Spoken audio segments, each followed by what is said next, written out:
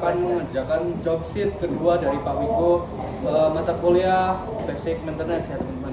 Adapun safety yang kita kenakan yaitu di atas kita ada helmet, fungsinya adalah untuk melindungi kepala kita dari kejatuhan benda-benda. Terus selanjutnya di sini ada safety gloves, fungsinya adalah untuk melindungi tangan kita dari cairan dan lain-lain, terjepit dan segala macamnya. Terus di bawah ada safety shoe, fungsinya adalah untuk melindungi kaki kita ketika terjadi terjatuhnya benda yang mengarah ke kaki kita. Gitu. Oke baik, yang pertama di sini ada hand glove, fungsinya adalah untuk mengeluarkan udara bertekanan yang akan menghasilkan udara dan untuk membersihkan komponen-komponen. Contohnya di sini ada filter. Jadi untuk cara pemakaiannya yang pertama kita harus colokkan ini terlebih dahulu ke dalam colokan saklar seperti ini ya teman-teman. Colok seperti ini, dia akan menyala dan kita tinggal bersihkan saja.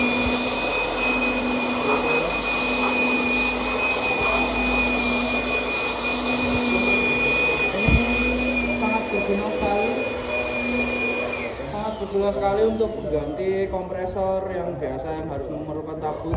Ini tinggal colok saja dan tinggal kita genggam, praktis. Biasanya ini digunakan di tengah-tengah site yang jauh dari workshop seperti itu teman-teman. Oke baik, di sini ada yang namanya filter wrench, tapi yang ini tipenya yang pakai scrap ya teman-teman ya.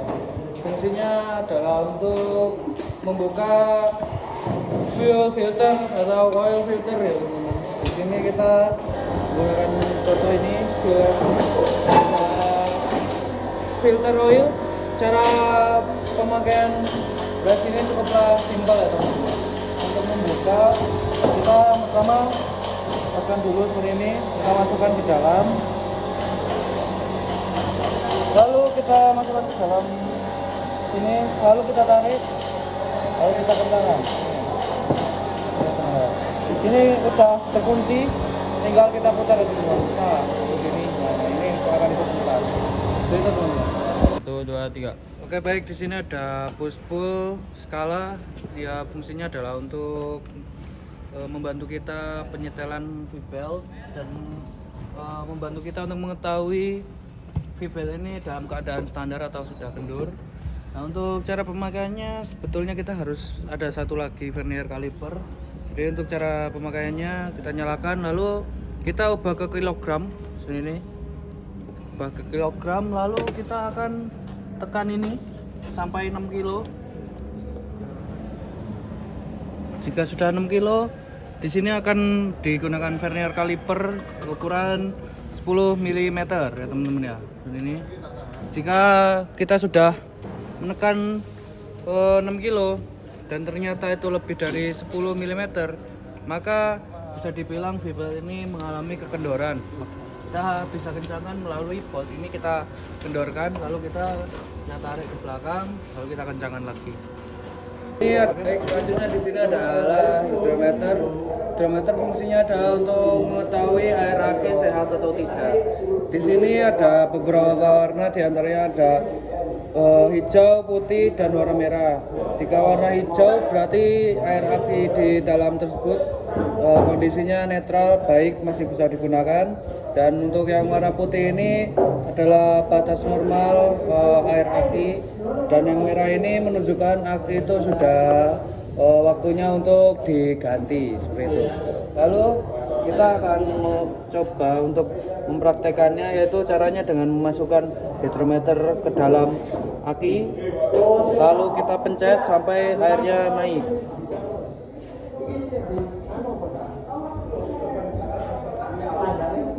Seperti ini, air aki menunjukkan di warna putih mendekati hijau, yang artinya air tersebut masih layak digunakan atau masih bagus untuk digunakan. Oke baik, di sini ada baterai checker 12 volt, yaitu fungsinya adalah untuk mengecek kesehatan baterai dan kesehatan ketika kita cracking dan lain-lain. Untuk cara pemakaiannya cukup simpel, yaitu pasang dulu terlebih dahulu groundingannya. atau min, lalu plus, maka alat ini siap digunakan. Oke, baik, di sini ada grease pump. Fungsinya adalah untuk memberi grease pada pin-pin, biasanya itu ada di silinder, hydraulic cylinder ya teman-teman. Ini fungsinya adalah untuk memberi grease supaya komponen itu tetap terlumasi gitu teman-teman. Untuk cara pemakaiannya seperti ini, kita masukkan dalam pin ini teman-teman. Oh sorry, yang pertama itu kita buka dulu ininya, kita masukkan grease ke dalam tabung ini. Tapi sebelum itu kita tarik terlebih dahulu seperti ini teman-teman ya. Ketika sudah terisi grease, ini bisa kita tekan ke bawah supaya dia menekan grease-nya untuk keluar. Sorry, seperti itu. Ini karena tidak ada grease maka dia langsung turun. Nah, ketika sudah ditekan ininya, baru kita masukkan ke dalam pin ini. Lalu kita tinggal pump seperti itu. Kamu buat nggak? Enggak. Oke baik, di sini ada namanya compression tester ya teman-teman. Ini berfungsi untuk mengetes kompresi dalam ruang bakar atau di dalam blok silinder ya teman-teman. Jadi ketika ini terjadi pembakaran itu harus ada yang namanya tekanan ya teman-teman. Nah, tekanan itu juga dipengaruhi oleh part-part yang bagus juga. Ketika dia sudah mulai aus atau dia sudah mulai baret, dia akan berkurang tekanannya. Nah, untuk mengetes kompresi kita menggunakan alat ini ya teman-teman. Nah, selanjutnya untuk cara pemakaiannya teman-teman. Di sini saya sudah siapkan ini dudukan atau tempat untuk ke dalam nozzle. Jadi itu nanti ada lubang nozzle di situ. Kita masukkan ini teman-teman. Ya, dudukan untuk nozzle-nya ini, lalu kita ada barang kecil ini yang fungsinya adalah untuk menghubungkan dudukan nozzle ini ke dalam alatnya teman-teman. Untuk cara pemakaiannya, pastikan terlebih dahulu ulir dalam nozzle itu sama dengan ulir yang kita punya. Ada dua ulir. Di sini ada ulir kecil sama ulir besar ya teman-teman. Tergantung tipe engine. Ada yang memakai besar, ada yang memakai kecil. Untuk selanjutnya, yang pertama kita masukkan dulu penghubung nozzle, dudukan nozzle dan alat ini kita pasang, kita kencangkan. Nah, lalu kita masukkan seperti ini. Nah, ini masuk ke dalam lubang nozzle ya teman-teman. Nah, setelah masuk ke dalam lubang nozzle, engine itu akan di cracking sebentar saja, cukup untuk menggerakkan piston atau bisa melewati topnya itu. Jadi ada lubang bolt top sebelah depan engine yang dia langsung menyambung ke crankshaft. Itu bisa diputar dengan kunci torsi atau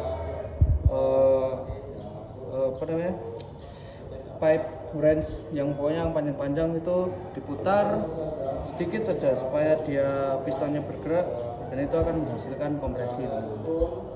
Oke, fungsinya ada untuk mengetahui tekanan oli pada hidrolik engine. Untuk cara pemakaiannya, ini di sini ada selang. Kita ukurannya sama saja, cuman panjangnya saja yang berbeda. Cara penggunaannya, untuk ini dilepas terlebih dahulu, lalu kita masukkan sesuai ukurannya. Kita ambil contoh yang ini aja, lalu kita buka, lalu kita masukkan. Kita masukkan ini, kita buka terlebih dahulu, lalu kita masukkan, kita putar.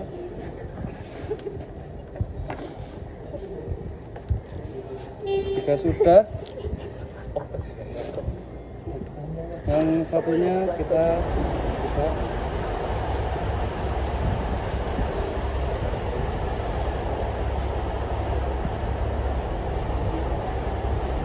Dan kita masukkan pressure gauge-nya.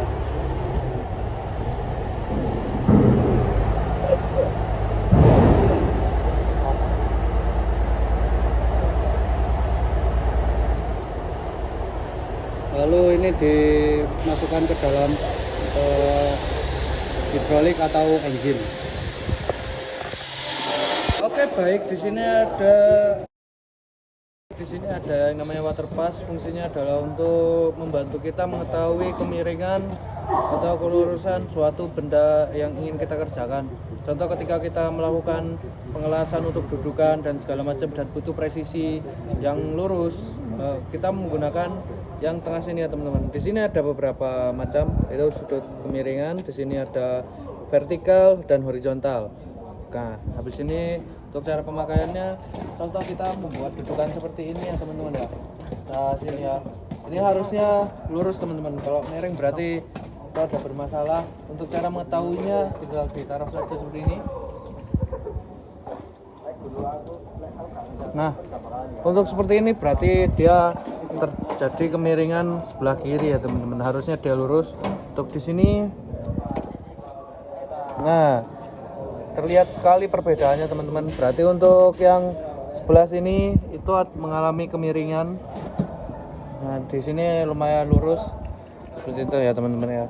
Membantu. Ini adalah untuk mengetahui atau mengukur tegangan, arus dan hambatan suatu benda yang dialiri oleh listrik. Seperti ini cara pemakaiannya kita akan putar lebih dahulu untuk menghidupkan, karena kita akan mengukur volt, kita akan arahkan ke volt.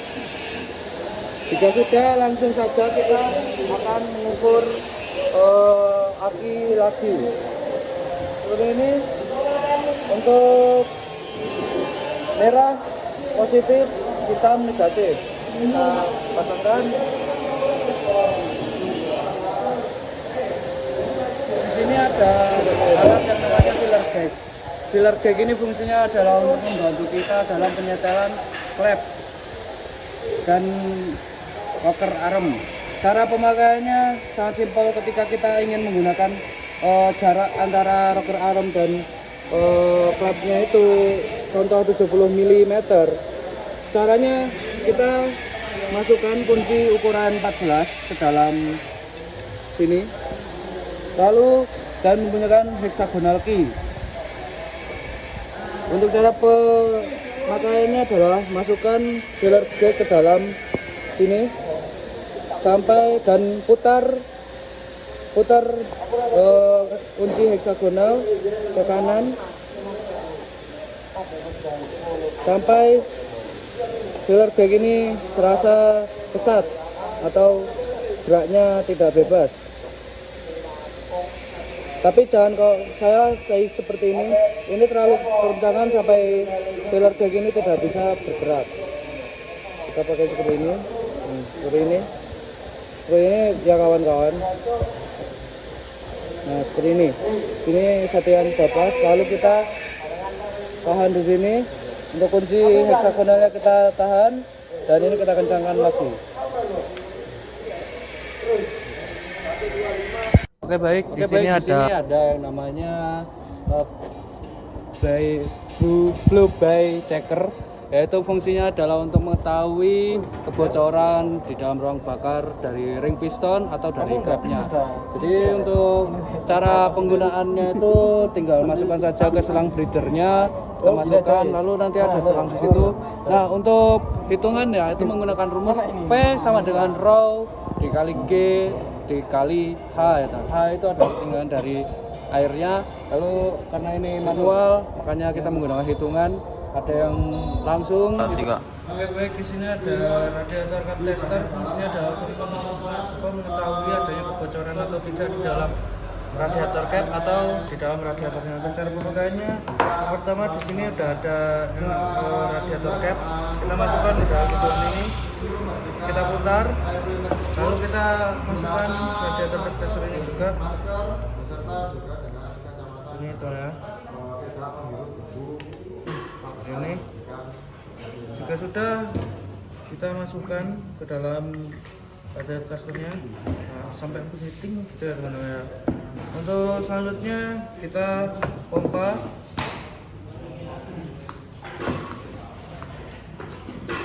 Terus-terusan begitu.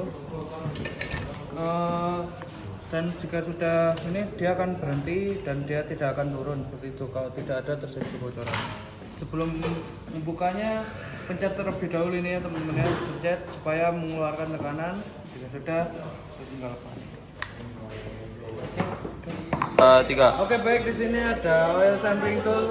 Fungsinya adalah untuk menyimpan oli yang telah terpakai. Jadi oli itu bisa mengindikasikan kerusakan mesin ya teman-teman. Jadi kalau misalkan kita menguras oli, kita masuk ke dalam sampling ini, nanti kita akan bisa mengecek di situ ada kerak-kerak atau apa.